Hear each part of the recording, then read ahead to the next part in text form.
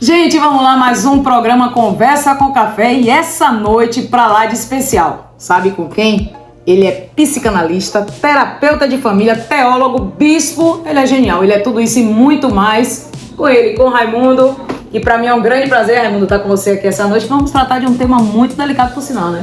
É isso aí, Cassinha, pra mim é um prazer muito grande estar fazendo parte desse, podemos considerar um podcast, né? Podcast, Agora tudo é chique, não é podcast. Exato, pois é. Então eu estou muito à vontade pelo grau de amizade que a gente tem, de relação pessoal, cultural também. Então pra mim vai ser um prazer estar fazendo parte desse momento aqui. O prazer é todo nosso. Gente, o tema hoje é o seguinte: a interferência da internet, das redes sociais, né, na vida espiritual e no cotidiano mesmo das pessoas, né, pastor? A gente tem visto muita gente aí, até na questão das pessoas hoje, elas acordam já com o celular na mão, olhando as redes sociais e não tem se preocupado tanto em antes de levantar até, dar aquele bom dia para Deus e aí passa o dia todo ansioso e aquele corre-corre. Não que isso tenha interferido e preocupado vocês como líderes espirituais e conhecedor mesmo da mente até das pessoas.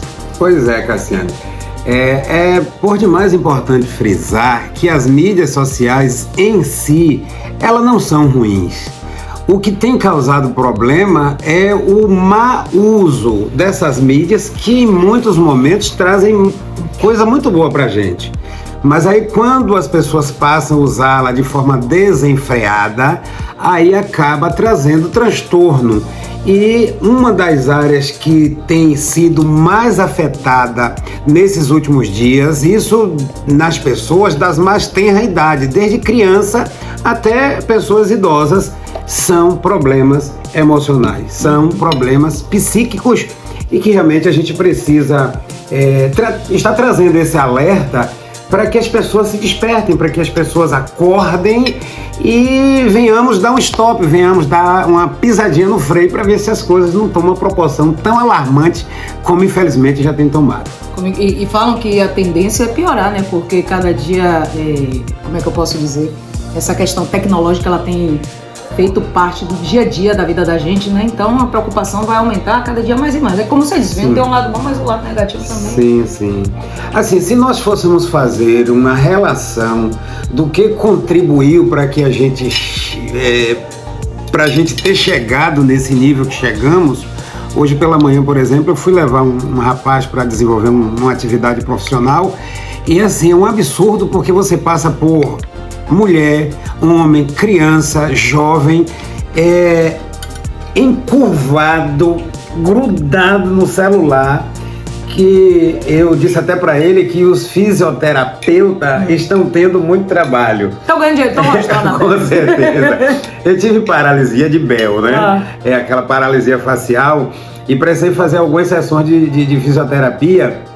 E a menina que estava fazendo fisioterapia em mim disse o seguinte: olha, chegou aqui um homem hoje simplesmente travado da coluna, por conta da posição que a pessoa fica. E foi preciso ela usar algumas técnicas que é própria da fisioterapeuta, a fim de que aquela pessoa viesse a destravar da sua coluna. Isso tem causado muito problema, viu, gente? Bora ver aí. Exatamente. Então, assim, só voltando um pouquinho, se a gente fosse relacionar o que deu origem ao uso exacerbado das mídias sociais, eu diria, Cássia, que o ostracismo contribuiu e muito para que as nossas crianças, os nossos jovens chegassem a fazer uso das mídias do nível que chegou. Eu vou ter o prazer de agora em setembro fazer 60 anos. Olha só, já vou comer bolo de novo. Pois é, 60 anos. E aí eu fico fazendo uma retrospectiva da minha vida de quando eu era criança.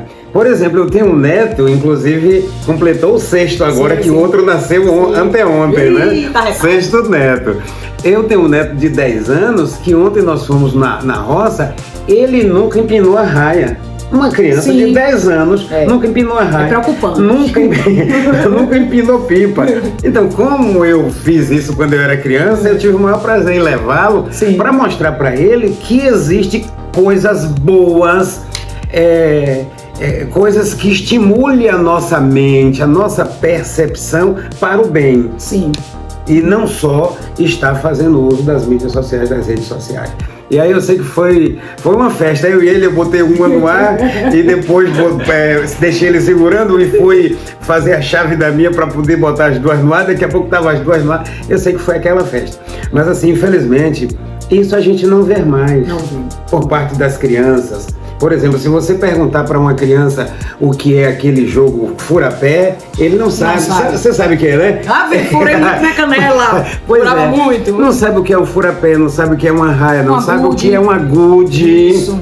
Não sabe o que é um agude. Então, infelizmente, com o avanço tecnológico, como você falou, que nós alcançamos, acabou chegando a esse nível e fazendo com que as pessoas se tornassem tão presas às tecnologias que infelizmente acabaram por abrir mão desses brinquedos naturais. Sim. Que serve e contribui para o maior e melhor desenvolvimento psicológico das nossas crianças. Com certeza, as crianças eram até mais saudáveis, né, pastor? Sim, sim. Tudo, porque brincava, corria, era um misto de esporte com cultura, com tudo junto, que desfocava as crianças do que se tem hoje em dia. As crianças estão mais, como é que eu posso dizer, mais conectada com o mundo virtual e tem deixado ela fora do mundo do lado de fora.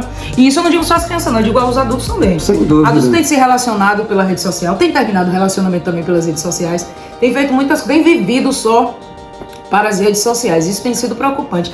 Agora me diga uma coisa, nas igrejas também eu tenho observado que o pessoal está também vendo a Bíblia pelo telefone, está acompanhando tudo pelo telefone. Claro, isso é maravilhoso, né? Porque a palavra do Senhor está sendo divulgada aí pelos 4 cantos do mundo. É o que eu te falei, né? Ela não é 100% ruim, não, e nem é 100% boa. Então, a bondade ou o malefício, o benefício ou o malefício, quem vai adquirir, quem vai praticar é a pessoa que usa. Por exemplo, eu tenho aqui na Bíblia, aqui no meu celular, em média umas 10 Bíblias com traduções diferentes. É tanto que quando eu estou fazendo uma prédica na igreja e que eu percebo que eu estou fazendo uso de uma linguagem que está tendo dificuldade para os irmãos acompanhar, eu digo só um minutinho. Aí eu vou lá e mudo a tradução e aí vai ficar mais fácil de eu interagir com eles. Nesse universo evangélico, cristão, tem empresas que se tornaram grandes empresas dando assessoria só na área de mídia para as igrejas. Inclusive eu acessei 2 dessas empresas e caro, viu? Caro. Aí ela disponibiliza uma plataforma, disponibiliza o aplicativo, disponibiliza uma administração. Aí quando você vai ver o pacote para manter uma igreja na mídia, você vai pagar tipo R$500 por mês. Entendeu? Sim. Então, uma igreja pequena que não trabalha com a perspectiva de arrecadação financeira, com certeza ela nunca vai acessar. Sim. Mas as grandes igrejas, as megas e grandes igrejas que arrecadam milhões de reais, ela vai estar lá e infelizmente, ou felizmente, os menores vão ficar inacessíveis a essa acessibilidade que eles têm acesso. Mas assim, contribui muito dentro do contexto evangelístico, evangelizador, ficou muito bom, porque você pode disparar uma mensagem evangelística e de um enter você alcançar 100, 200, 300 pessoas. Sim. O que você não faria você não conseguiria se você tivesse que fazer isso individualmente. Como antigamente, né? Era tão difícil chegar. Com certeza. Assim, se a gente colocar na nossa cabeça que a gente pode fazer uso delas para alcançar um bem maior, um resultado melhor, isso em todos os aspectos, viu, Cássio? Espiritual, familiar, conjugal, em todas as áreas. No início da sua fala, você disse que através das mídias sociais tem se constituído, mas também tem se destruído. Sim. Então, se a gente adquirir uma maturidade para o uso destas, ela não vai fazer nada que nos prejudique. Ela não vai fazer nada que nos bote para baixo. Muito pelo contrário, vai nos ajudar a chegar a um outro nível. Entendo. Agora, uma coisa que tem sido preocupante demais são as pessoas que têm feito uso das redes sociais para estar expondo sua vida, né? Tem pessoas que já acordam, tô tomando um café, tô aqui com minha família, tô isso e aquilo outro. O perigo que tem corrido essas pessoas, né? Constantemente com pessoas lá fora maldosas e pessoas que andam atrás de seguidores, de curtidas, de compartilhamentos, disso e daquilo outro, correndo um quanto tempo, comprando até seguidores. Sim, sim. Né? E competindo umas com as outras. Quem tem mais, os influencers, eles fazem muito isso. E muitos têm acabado ficando com a depressão, e uma depressão muitas das vezes até sem retorno, né? Uma depressão profunda que tem até destruído vidas. Sim, sim. Por conta das redes sociais. Exatamente. Porque assim, ó, uma coisa é você saber que você não tem. Sim. Você vai se conformar. Mas quando você cria uma perspectiva, ou cria uma possibilidade de você chegar e fazer, conquistar, alcançar, qual é a tendência? É você partir de unhas e dentes por cima de pau e pedras, exatamente para alcançar aquele objetivo. Nós sabemos, como psicanalista, a gente atua, a gente trabalha, a gente estuda muito nessa área. A perspectiva é de que no ano de 2050, em média, 50% da humanidade precisa de um acompanhamento psicológico. Você não tá dando muito, não? Não. 2050? Não, fala assim que não tá muito tempo, não? Pelo menos essa é a perspectiva daquilo que os cientistas afirmam. Sim. Que a média é essa. Mas do jeito que a gente tá vendo a coisa vai, eu acho que não vai chegar em 2050. Então, assim, a questão desses influencers que quer seguidor, que quer like, é porque, infelizmente, eles veem que alguns ganham dinheiro. Sim. E quem é que não quer ganhar dinheiro? Agora eu acompanho até a Ana Beatriz, né, que ela é uma terapeuta, ela é uma psicóloga, ela deve ser muita coisa aquela mulher também, e por sinal sou muito fã dela, e eu digo a vocês, seguem lá, Ana Beatriz, né, vai lá no Instagram, ela também, no Instagram não, no YouTube, ela tem podcast, ela é maravilhosa. Sim. E ela tem dito sempre nas entrevistas dela que eu tenho acompanhado, que a juventude, ela tá ganhando muita grana com essa coisa de rede social, né, tem ganhado absurdos, da noite pro dia. Sim. Mas também elas têm gastado muito nos consultórios. Também.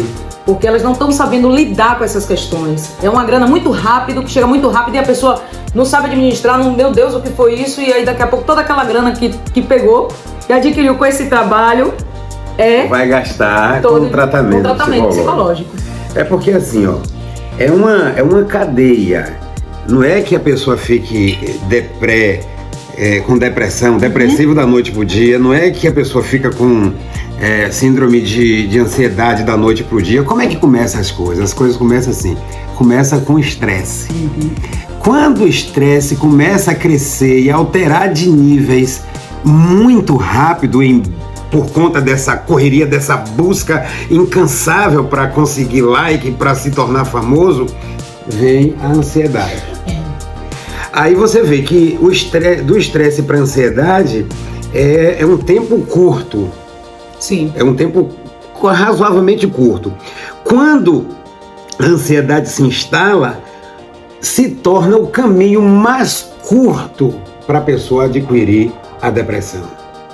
E você percebe que os graus vão se aumentando, né? Sim, o estresse, aí você vai ouvir alguém sempre dizer assim, não, estou na correria, minha vida é uma correria. Quando você ouvir alguém falar nessa palavra, pode ter certeza que o índice de estresse dele já não está sendo considerável normal. Aí ele não cuida, ele não se atenta, aí vai para a ansiedade. A ansiedade já começa a gerar um transtorno psicológico, emocional na vida dessa pessoa e infelizmente vai acabar chegando na depressão, que se torna algo muito mais complexo de ser tratado e que poderia ser evitado quando ele percebeu que o seu índice de estresse não estava sendo considerado normal. O problema é que muitas das vezes não dá pra pessoa perceber, né? Sacar que tá tendo já isso. O pior não é nada, é que tem pessoas com depressão, não sabem que está com depressão, sim, porque ela se manifesta de diversas formas. Sim, sim. Alguém que está com depressão, você pode olhar para a pessoa, ver uma pessoa alegre, sorridente, mas ela já tem a depressão. Outros se enclausura. Essa daí é a mais grave e a mais fácil de ser identificada. Mas tem depressão em quadros leves, que você convive com a pessoa no dia a dia e aposta que a pessoa está que nem normal. ela se dá de conta, né? Nem ela mesma sabe. Esse é o problema. Esse é o com problema. certeza. Eu estava lendo uma reportagem que eu leio muito, eu estudo muito, eu pesquiso muito. E infelizmente é uma coisa que nós brasileiros não gosta de fazer. Eu não né? gosto, eu não vou mentir.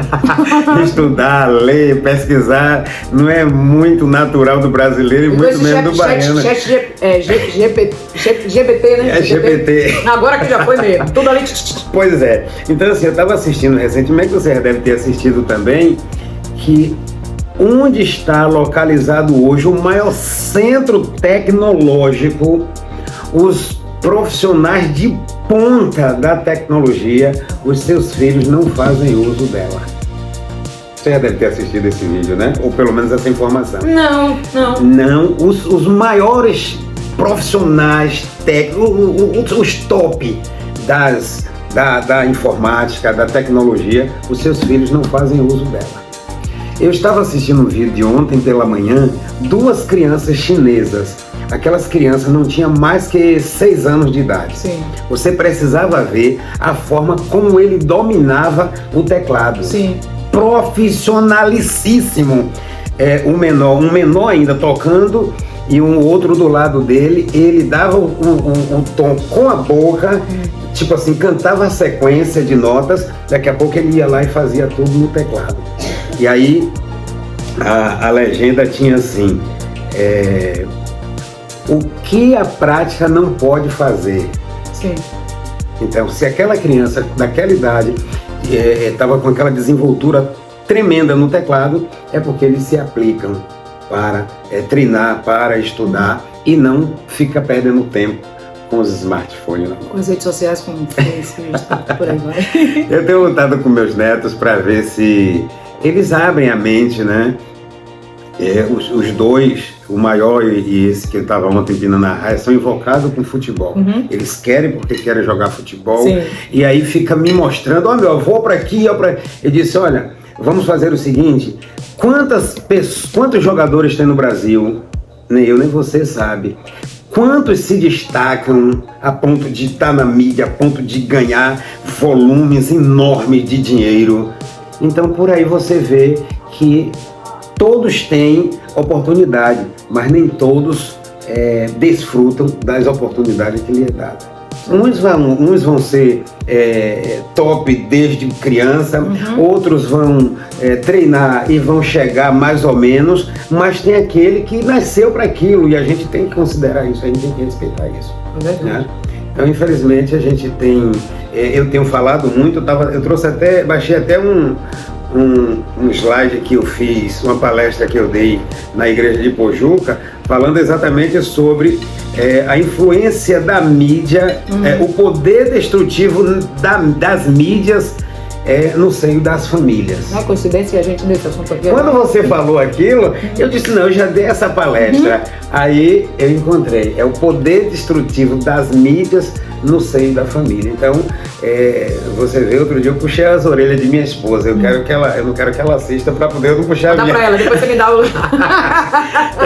Eu tava no quarto, ela tava na sala, ela mandando um WhatsApp pra mim, perguntando se eu ia tomar, tipo assim, você vai tomar café? É isso. Eu tomo vergonha nessa cara, rapaz, vive me mandando um WhatsApp dentro de casa. É isso que tem sido preocupante. Tá sendo preocupante por conta dessas coisas, que as pessoas elas estão próximas e distantes ao mesmo tempo. Né?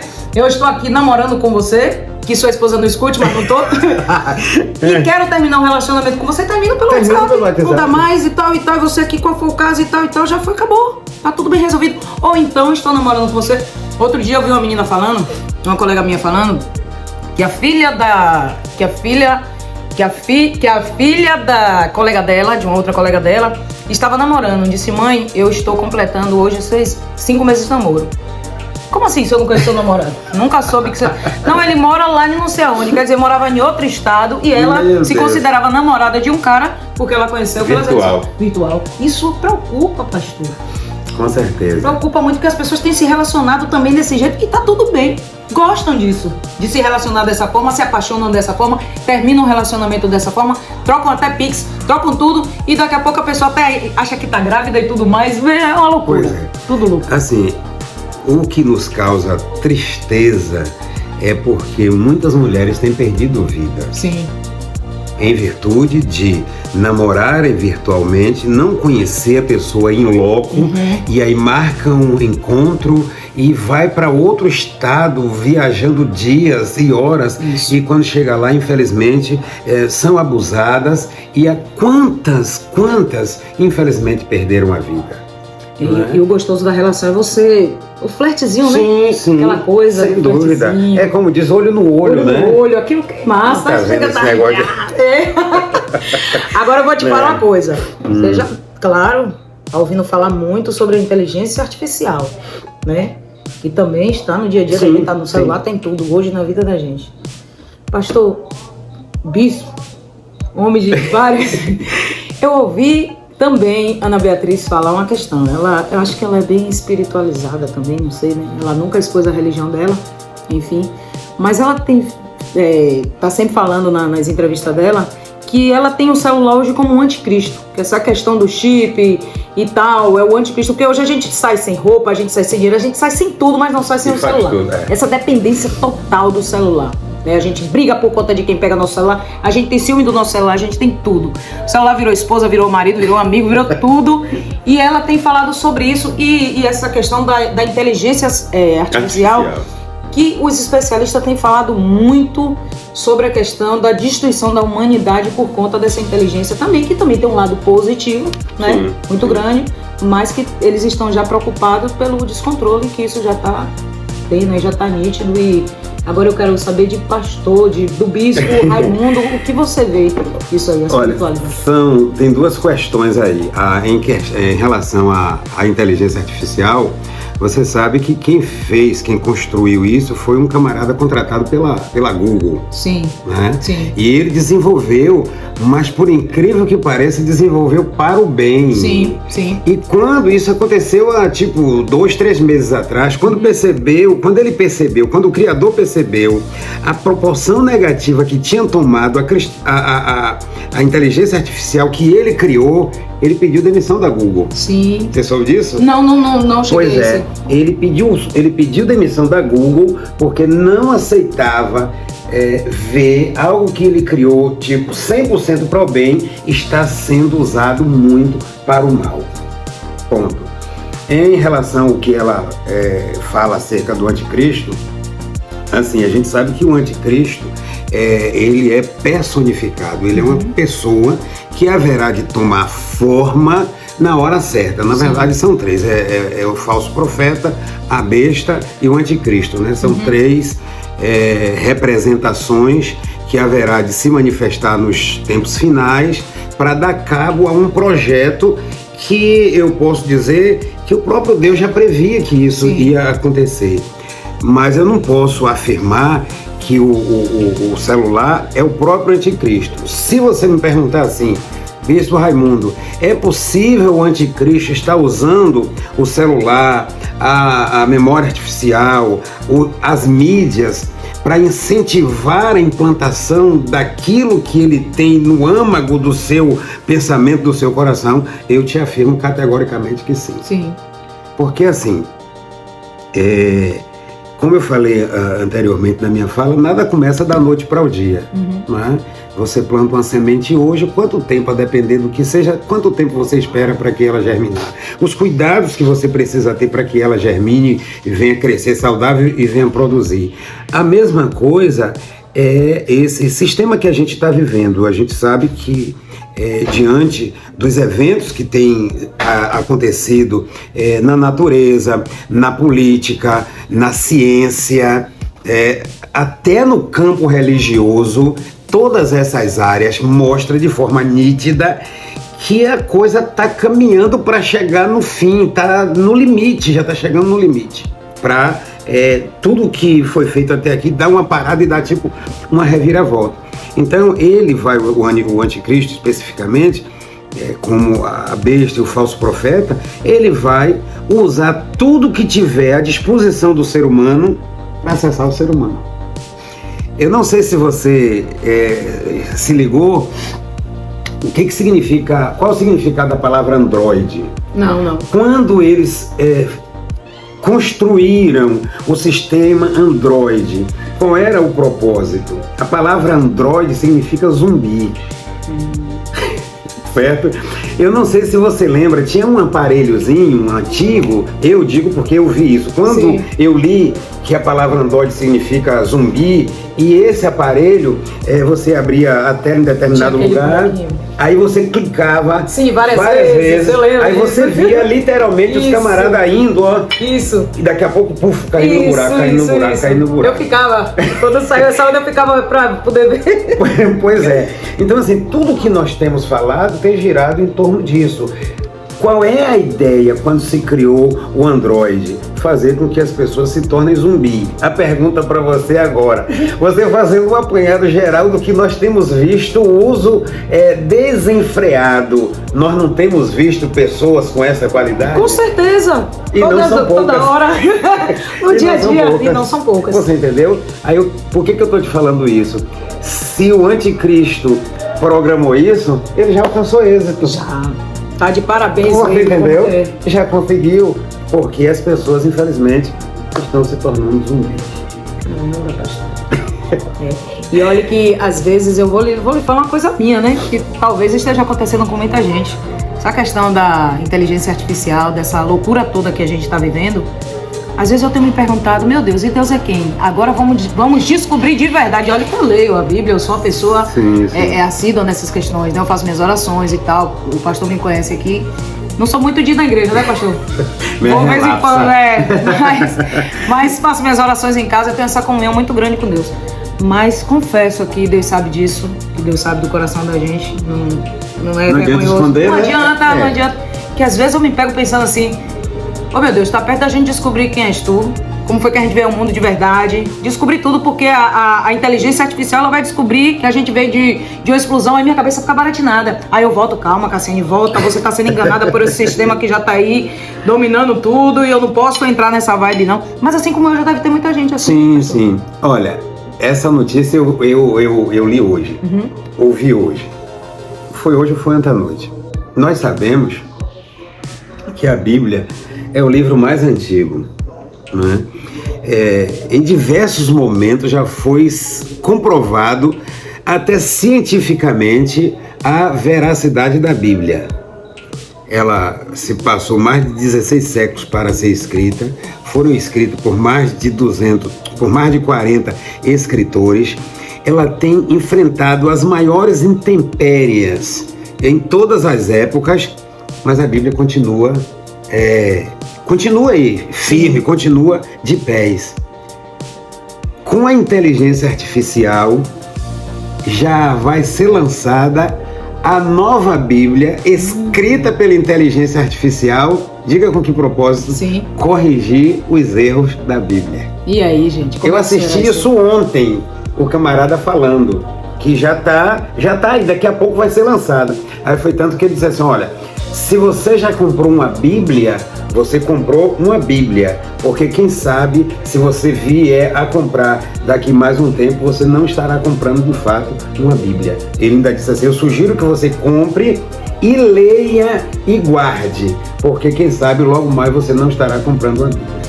Porque ela já foi escrita pela inteligência artificial, por esse programa que você me falou, GPT, e logo vai estar sendo apresentada aí para a humanidade.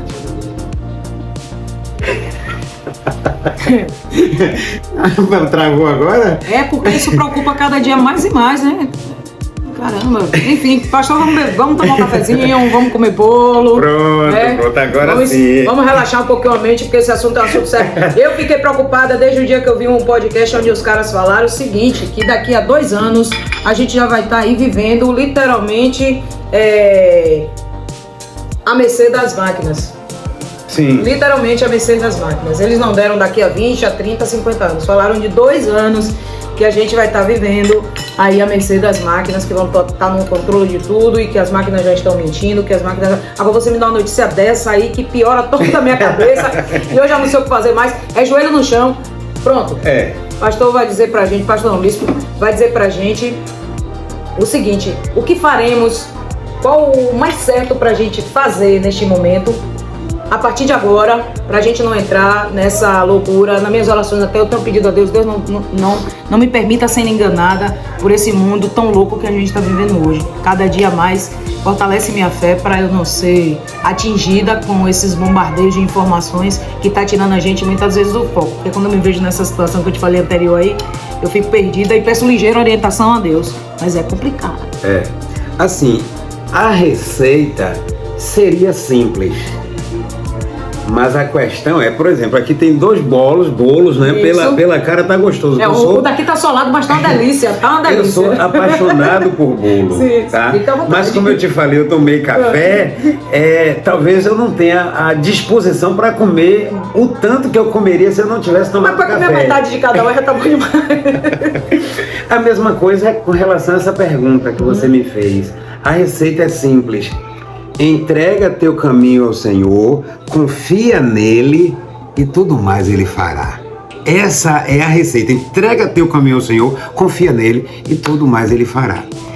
É o que tem se tornado difícil para as pessoas. Porque, Cássia, além dessa dúvida que você teve quando se vê em parafuso e vai perguntar e vai questionar, daqui a pouco retoma. Loucura. As pessoas ainda têm muitas queixas em relação a Deus por um fator único e assim maravilhoso, lindérrimo que Deus nos deu. Foi o direito de escolher, ou seja, o livre-arbítrio. Não é? Sim. Exatamente. Olha, você vê, as pessoas questionam Deus por conta desse livre-arbítrio que Deus nos deu e ele não intervém. Ele não intervém em momento nenhum, ele deixa você à disposição. No livro de Deuteronômio, tem um texto assim muito legal que diz assim, ó: eis que diante de ti ponho a bênção e a maldição, a vida e a morte. Poderia parar aí, né? Mas Deus diz assim: escolhe, pois, a vida para que viva. Sim. Ele poderia dizer que ali estava a bênção e a maldição, a vida e a morte. Pronto, se ele já nos deu o livre-arbítrio para a gente escolher, mas ainda assim, ele sugere: escolhe, pois, a vida para que viva. Por exemplo, fumar é benefício para as pessoas ou prejudicial? Só é benefício para quem está vendendo. Não é verdade? Aí eu pergunto para você, os fumantes sabem disso? Sabem. E por que eles continuam fumando? Por conta do livre-arbítrio que ele tem. Exatamente. Aí, quantos eu já ouvi dizer assim, ó: se eu fumar eu morro, se eu não fumar eu morro sempre. Exato. Se eu beber eu morro, se eu não beber eu morro sempre.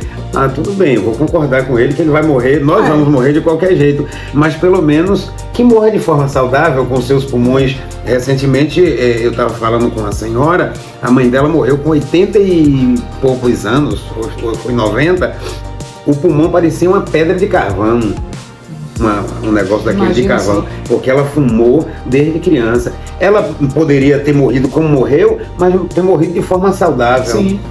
Você entendeu? Então, assim, por conta do livre-arbítrio, que é o equivalente, o direito de escolha, a possibilidade de você dizer assim, não, eu quero, eu posso, eu faço.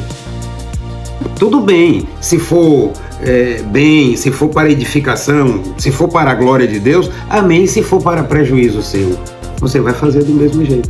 É um suicídio, né? Exatamente. Então, a receita seria essa: era entregar o nosso caminho ao Senhor, entregar o caminho ao Senhor, confiar nele e deixar que ele venha estar nos direcionando. Né? Não é ser religioso, é ter a sua vida entregue por completo nas mãos do Senhor. Por exemplo, você vai daqui para Salvador de ônibus, vamos botar que você vai de ônibus. Você procura saber quantas horas de volante tem o motorista? Não. Quantos anos ele tem dirigindo? Não, nada. Se o ônibus passou por uma revisão? Nada. Quando foi que ele fez o último periódico? Você não começa a me preocupar com essas coisas, não, senão daqui a pouco, quando eu for viajar, eu vou perguntar isso tudo. Pois é, você simplesmente compra a sua passagem, entra, senta e dorme. Confiando inteiramente naquele que vai estar te conduzindo até Salvador. É verdade. Então essa seria a resposta para a sua pergunta: o que deveriam fazer as pessoas? Fazer como no avião, fazer como no ônibus, entregar completamente a sua vida na mão daquele que está te conduzindo, sombra e água fresca. Então, como já diz a música, se entrega no Senhor e confia. Já foi. Pastor, foi um prazer estar aqui com você hoje. Esse papo foi maravilhoso, esclarecedor, né? E já vou te fazer um convite pra gente vir aqui de novo, porque eu já quero tratar de um outro assunto também. Pronto. Que eu vou deixar no ar qual é o assunto, mas é um assunto que me intriga. Mas enfim, te agradeço. Vamos terminar de bater um café aqui agora, mas sem a presença a mais a galera, né? Bater um papinho, tomar um café à vontade. E é isso aí, gente. Muito obrigada por vocês terem nos assistido, né? Próxima semana estaremos aqui de novo e deixo o pastor das últimas palavras dele aí. Eu quero agradecer, Cassiane, assim, porque esse tema é muito legal para a gente estar trazendo para a nossa comunidade, né? Para os jovens, para as crianças de um modo geral, e foi muito legal estar aqui. Como você disse, assim, que eu tenho muitas atividades, então, assim, eu atuo na área de teologia, eu sou professor há 23 anos, professor de teologia há 23 anos. Tá vendo? Né? Então, tá contratado já, o homem é com o currículo lá. Então, logo depois eu fiz